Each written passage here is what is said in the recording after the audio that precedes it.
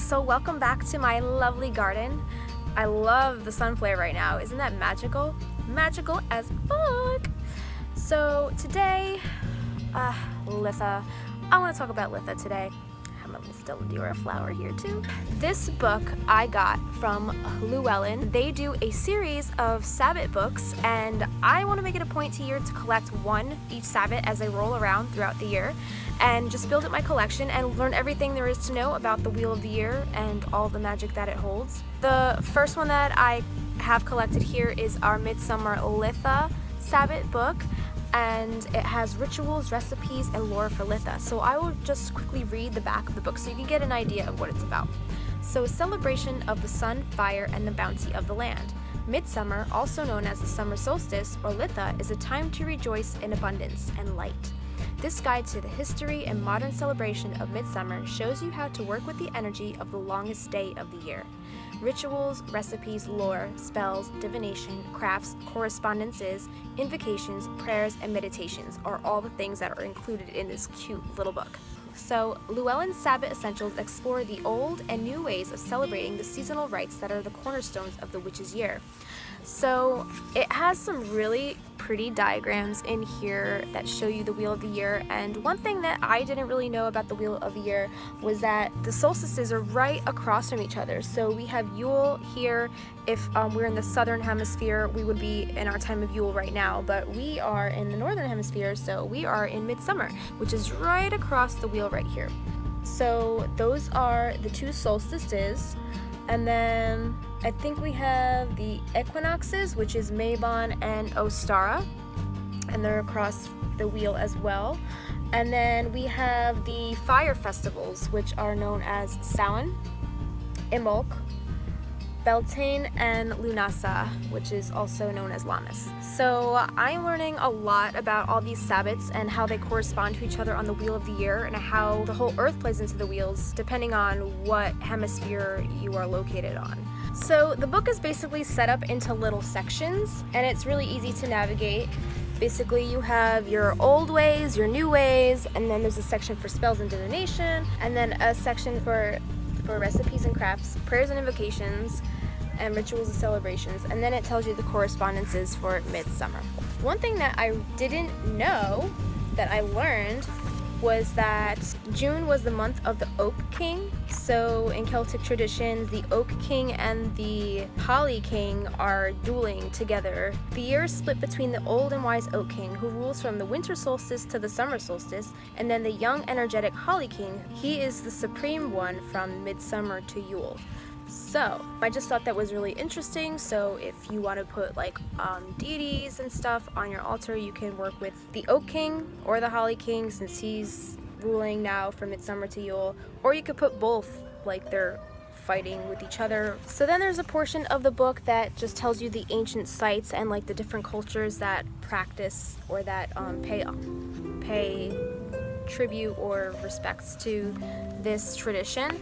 They cover the ancient Chinese, ancient Greece, ancient Romans, Norse and Germanic peoples, the Celts, and the Druids, or the Celts, I'm not sure how you say it, other areas of Europe, Native Americans, and then it basically tells you the gods and goddesses you can work with for that, the occasion.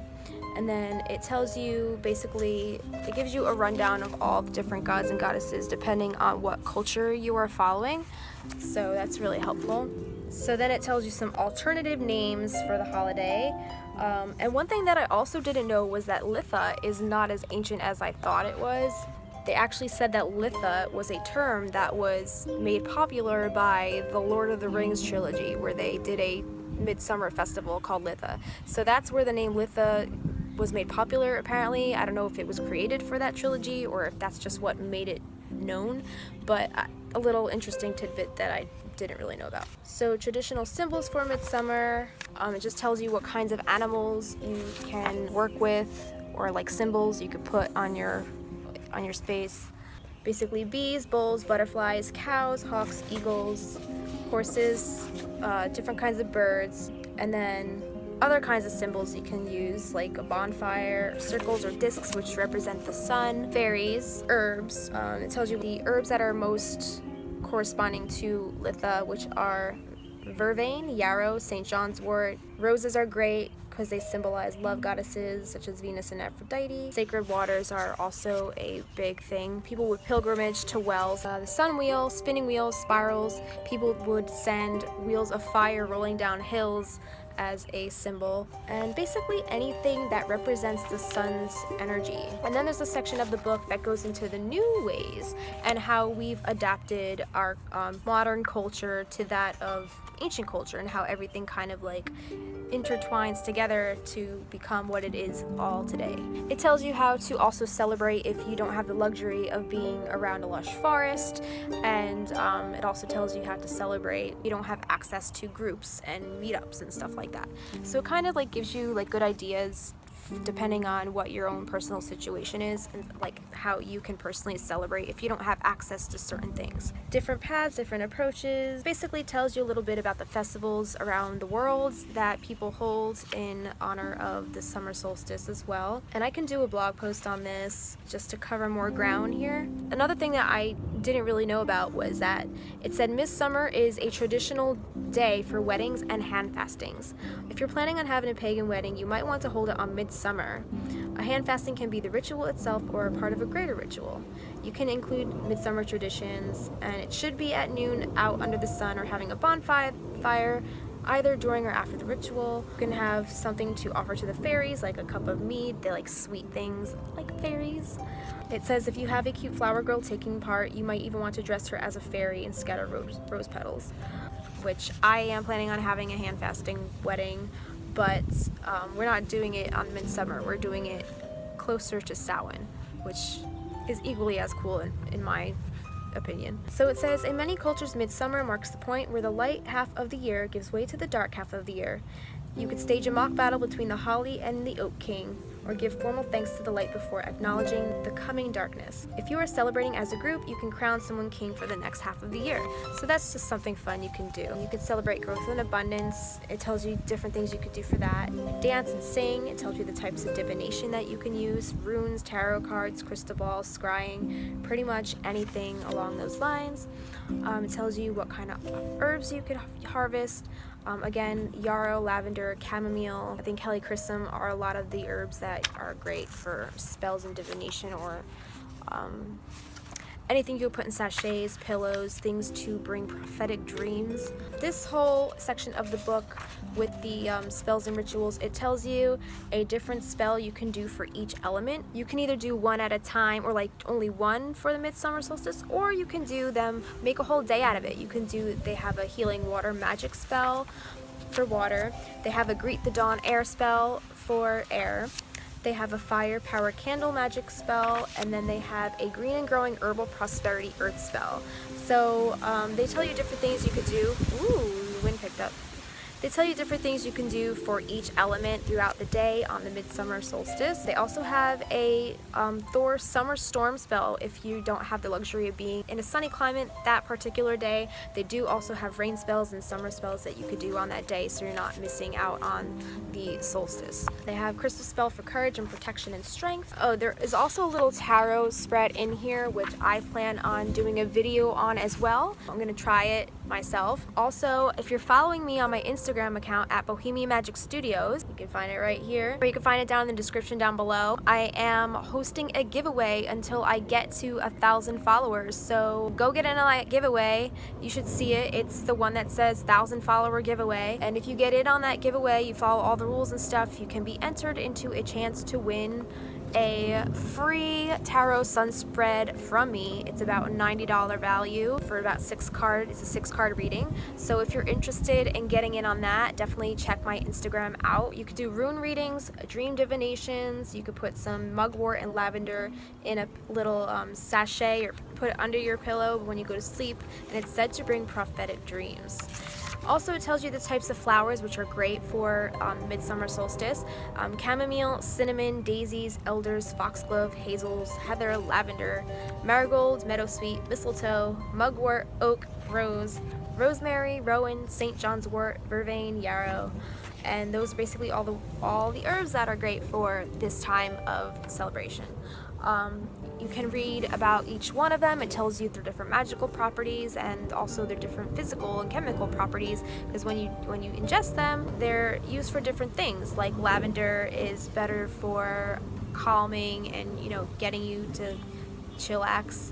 And then something like rose is better to infuse your potions with if you're going more for your intentions of love. And there are just some that you just shouldn't ingest, which it tells you all the ones in here. So it also gives you a little section on recipes and crafts, which I am really excited to try out. I did a little sun plaque project here, which you can see the video up in this corner or this corner. Check that video out. I did a little tutorial on how to make the sun plaque right here. This sun plaque was actually not in this book. I found this idea on Pinterest, but I mean, I thought it was just as fun. But some of the projects in this book include, well, first it tells you some of the recipes. They give you a summer abundance salad, a couscous celebration salad, a summer solstice salsa, that sounds pretty spicy and fun, an ale for the gods bread, melon madness, which is chilled fruit soup, which sounds really refreshing and a lot of fun, and it uses edible flowers to decorate, so I can't even imagine how bright and gorgeous that looks. I want to try that one for sure, so that one I definitely want to try. There's another version of fruit soup with cherries, bountiful beets with baked orange, leg of lamb with herb rub if you're a meat eater, rosemary shortbread cookies, and chocolate tomato cake sound very interesting. I never heard of tomato cake. Midsummer fruited wine. I want to make my own wine. Tomorrow I hope to go to a strawberry patch, pick some strawberries, and make some strawberry wine for the strawberry moon. So that should be fun. It also gives you some midsummer crafts you could do. They have sunshine wreaths in here, which they show you a little illustration on here, which is really cute. And it gives you all the materials that you need. Viking boats are a big thing because, like I said, people would flock to bodies of water, and you can let that sail off into the sunset with a little candle and some flowers on it as a little offering to the water gods and the fairy gods. You can make a cinnamon broom. This little cinnamon broom, which is nice and witchy. You can make a bird feeder, a natural bird feeder out of some pine cone and some peanut butter with some bird seed. It also gives some herb crafting ideas, love sachets, sweet dreams pillows. So you can put some lavender and calendula and chamomile and rose petals in this little sachet or sweet dream pillow, and it's supposed to bring prophetic dreams. And it also tells you how to decorate. So some things that you can use are the flowers, symbols of the sun. The colors are definitely orange, yellows, reds, golds. It also says you can use whites and greens. Also, it tells you a incense that you can make. You can use rose, lavender, cinnamon, lemon, or any of those herbs. You can use a little cauldron to represent fire, statues of god or goddess, oak leaves or acorns, gifts or offerings to the fairies, and anything else that seems appropriate to you. And then we're getting into prayers and invocations, and there's different meditations and prayers and little things you could say in here. There's a meditation on the earth and sun, a meditation on love, just positive affirmations, god and goddess invocation, quarter call for midsummer, prayer for love, creativity, healing, energy, and then these are just some different rituals of celebration that you could do. And it basically tells you the purpose and the setting, so it gives you a good idea of what you need to do. It tells you your supplies, your pre-ritual preparations, and what you actually need to do in the ritual. And there's one for midsummer healing, abundance, and that's more of a group ritual. So I think they have solitary and group things in here as well. So the end of this book is pretty much all that. Then the last section of the book is correspondence for midsummer. And I think that's a really pretty illustration. So it just basically gives you spiritual focus and keywords that you can really hone in on. It tells you different archetypes you can work with, whether they're female or male, suggested workings you can do, astrological timing and associated planets, deities and heroes, gods and goddesses, colors, the herbs. This is basically an index, and you can just get something more quickly if you need like a quick little reference sheet. Tarot keys, symbols and tools, foods you can work with, drinks, activities and traditions of practice, acts of service, alternate names for midsummer and other pagan tradition. Some of these I can't even pronounce. They look Celtic. Holidays and traditions occurring during midsummer in the northern hemisphere, and then they also do that for the southern hemisphere.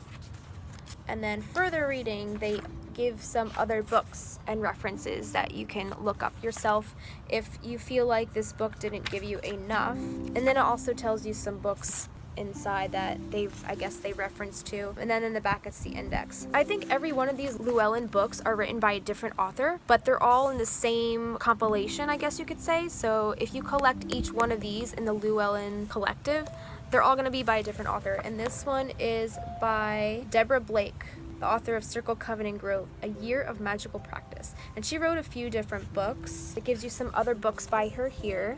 And then at the very end, there's a page for each different Sabbat of the Wheel of the Year. So there's Lammas, that one's coming up next, so that will be my next book that I will be purchasing. Then we have Mabon, which is in September, and it also tells you the author of these books under here too. And then we have Samhain, which is in October, and then we have Yule, which is the winter solstice. That's as far as they go here. And then probably when you get closer to that end of the year, it'll probably show those books in the back for those books. So anyway, there you have it. It's just a quick little review, and I've been devouring this book for the past week and a half, and I've been trying to put a lot of these projects into motion for the summer solstice. So I hope you guys have a lovely day, and definitely pick up this book. I'll put everything in the description down below. I think Llewellyn also offers an affiliate program, which I definitely want to look into because I love their books and all their magical stuff that they have to offer. I will talk to you guys very soon. Don't forget to comment, rate, and subscribe, and also check me out on BohemianMagicStudios.com and at Bohemian Magic Studios on my Instagram for more tips and tricks on how to live a magical lifestyle. And I'm also doing reviews and giveaways, so definitely find me out there. So I will see you guys soon, and yeah, happy Midsummer Solstice. Bye. Thank you so much for joining me today, and please don't forget to comment, rate, and subscribe to get more of my magical videos delivered right to your inbox. So how are you celebrating Litha? Please let me know in the comments below. I would love to hear from you and talk more about this beautiful Wheel of the Year.